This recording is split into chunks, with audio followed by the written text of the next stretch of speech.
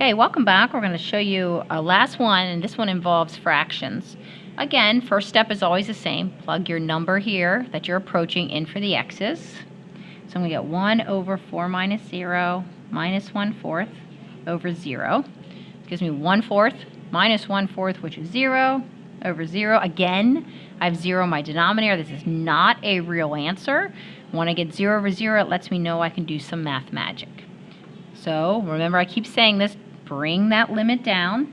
Have good form when you're writing everything down, good syntax. I'm going to bring this problem down. Please note, I'm going to leave space behind this fraction. Now, I'm not going to lie to you. You noticed in the video before that fractions are bad or tough for kids. I shouldn't say bad, but they can be tough. And in this case, we have fractions inside a fraction, which makes it even grosser. So what we learned in the last video is if you can multiply by what's in those denominators, we can get rid of it.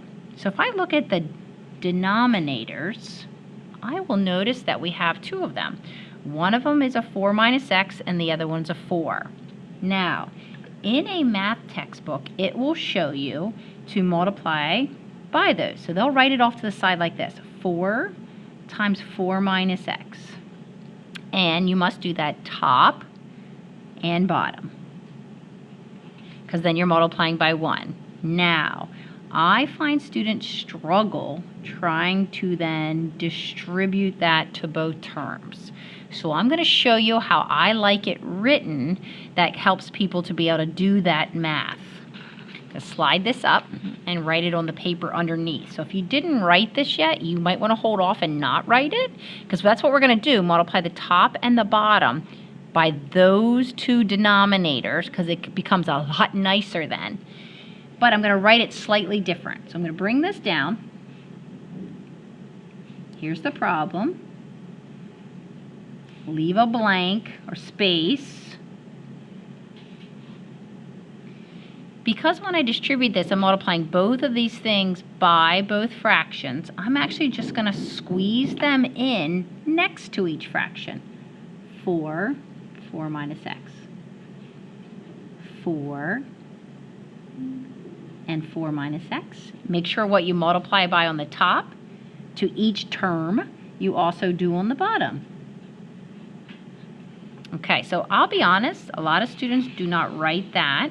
They immediately look at what's in the denominators and just make sure they put it next to each term. So now the problem becomes a lot easier because you can see what crosses out. 4 minus x and 4 minus x go away. 1 times 4 is 4. The 4 here and the 4 there cross out, so I'm distributing this -1. Just watch that negative sign. That sometimes worries me that students will forget. -1 times 4 is -4. -1 times -x would be positive x. Again, I like to keep cleaning up that top. So I'm running out of room. I'm going to bring that limit down again. Cleaning up my top here. 4 minus 4 is 0 plus x, so my top is just an x.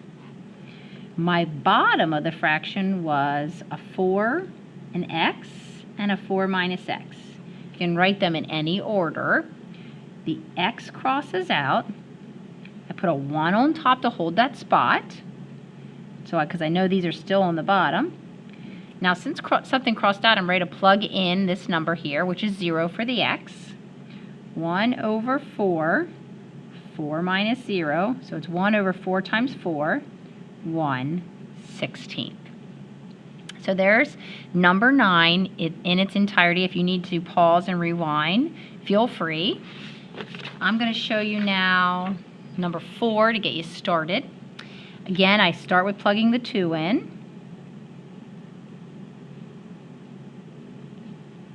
When I do, this gives me 1/4 minus 1/4, which was 0. Here we go again. We got 0, 0, which lets me know I need to do some little algebra trick. I don't have anything I can factor. I don't see any square roots. I see fractions, so I want to get rid of those. Careful about bringing down that limit. First fraction is 1 over x plus 2. Leave some space. Minus a 1/4 and an x minus 2. please, there's nothing wrong with being a little parenthesis happy. Adding those so you're careful. My two denominators are the x plus 2 and the 4. So I'm going to multiply the top of the fraction and the bottom of the fraction by both of those. So I'm just going to write them next to each one.